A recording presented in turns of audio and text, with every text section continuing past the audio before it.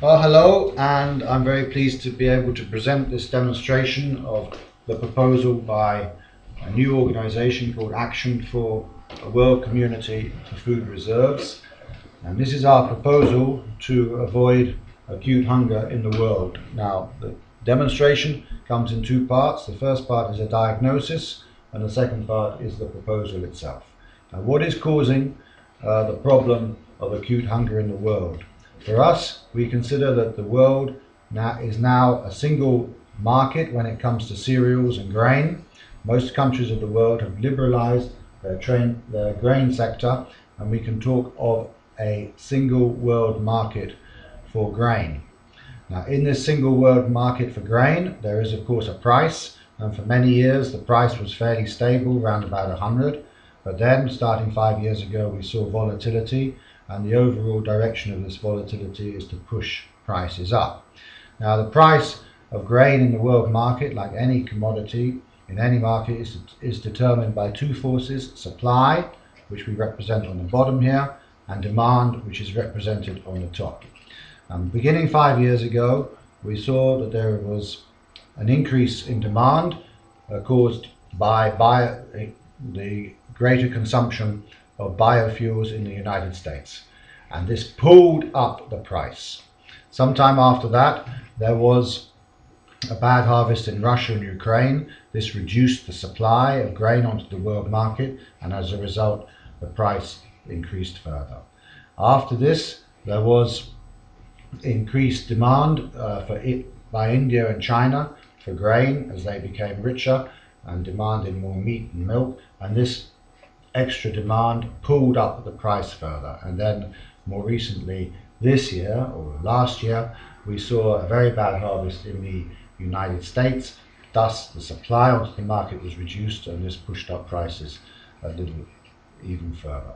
Now these changes in supply and demand affect the world market price, but the concept is not as abstract as that, because it affects all the countries which are part and parcel of this world market.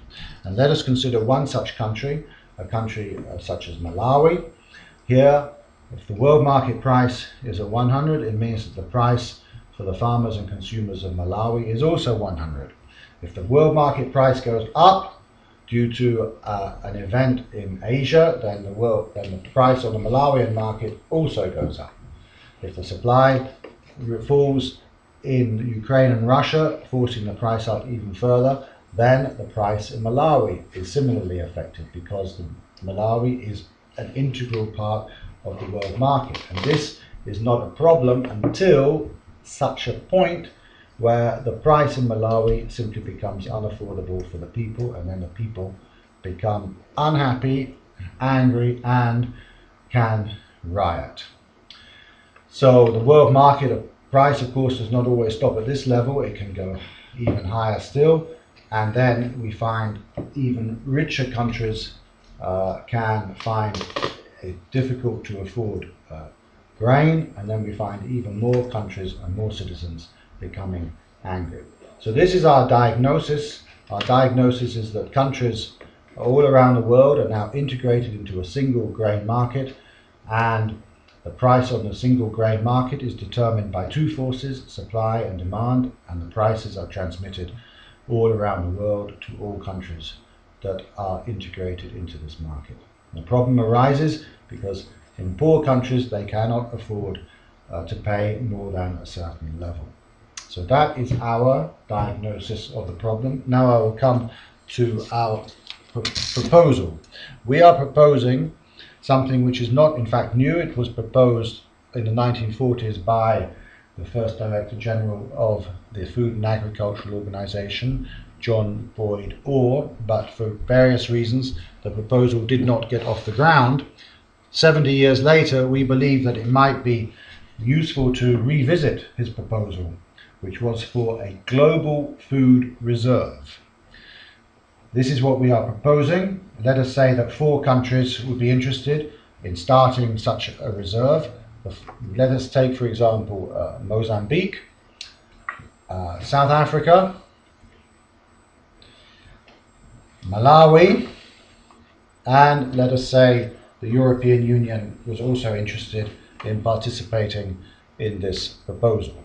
So these are the 4 members of the Global Food Reserve, and we would propose that there is a strategic reserve. This is the strategic reserve, and this reserve is not stored in one place, it's not stored in a single location, but rather part of it is stored on the territory of each participating country. So that's a reserve placed in Malawi, a reserve placed in the territory of Mozambique, South Africa, and the European Union. This reserve does not belong to the government of Malawi, it does not belong to the government of Mozambique, it belongs to a new central organization which manages the reserve.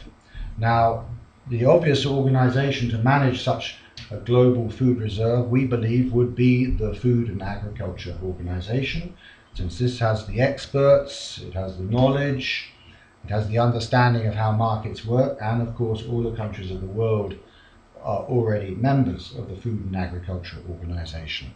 But in the event that the Food and Agriculture Organization does not receive from its membership the necessary mandate to manage a global food reserve, we would envisage that a new organization would have to be established, which we would call a World Community for Food Reserves.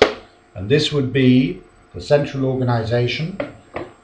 There would have to be 2 rules for the reserve to function properly, and these 2 rules are quite simple. The first is to return the money and to share the reserve. Now let me explain with a practical example what this means in practice. Now let us say that the price on the world market reaches a level which is causing problems in Malawi. Let us say that the government of Malawi wants to prevent the price increasing beyond an acceptable level, and to do so it wishes to supplement domestic supply with a release of grain from the reserve. The government of Malawi does its calculations, it does its arithmetic, and it calculates that in order to keep the price at a level which its citizens can afford, it requires 20,000 tons to be released from the reserve. So it sends a request for 20,000 tons to the central organization, the World Community for Food Reserves, and this request is examined carefully. The central organization examines the numbers, asks whether the government has done its sums correctly. Is 20,000 really required? And let us assume that the request is deemed to be justified. In this case, the central organization authorizes the release of 20,000 tons of grain from the reserve, and these 20,000 tons are made over to the government. Now the government then does not give this 20,000 tons of grain away, it sells it on the market, and because it sells the grain on the market, it receives money for the sale, and this money is returned by the government to the central organization, the World Community for Food Reserves, and this central organization uses the money to replenish the reserve in Malawi when the price is slackening. Now that is the essence of the idea. It would allow participating governments to have a sort of safety net, so that if times were bad, if they were not able to import their needs for the world market because prices were too high, they would have this reserve upon which they would always have the right to draw. Now that's a very, very simple scenario. Let us look at something a little bit more complicated and which brings to the fore one of the attributes of this proposal. Let us assume that Malawi does its sums and it estimates that not 20,000 tonnes is required, but say 40,000 tonnes is required. This is, like as before, the request is examined carefully by the world community for food reserves, and if the request is deemed to be authentic and justified, then the world community for food reserves would authorize the release of 40,000 tonnes. But, as you can see, there's only 30,000 tonnes in the reserve in Malawi.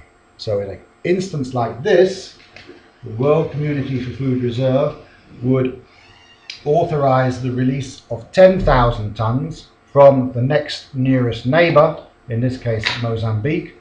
So we find that by releasing 10,000 tonnes from Mozambique and 30,000 tonnes from the store in Malawi, then the government of Malawi has available for itself 40,000 tonnes, which it sells on the market in Malawi. It collects the money and it returns the money to the central organisation, which uses it to replenish the reserves in Malawi and in Mozambique as soon as the prices start to slacken.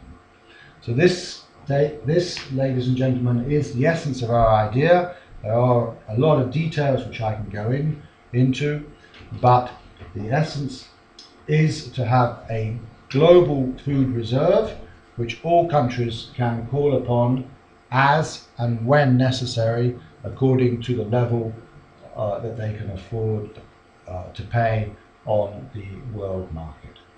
So that's a very brief outline of our proposal, and if anybody's got any questions, then you are most welcome to forward them to us via our website. Thank you very much.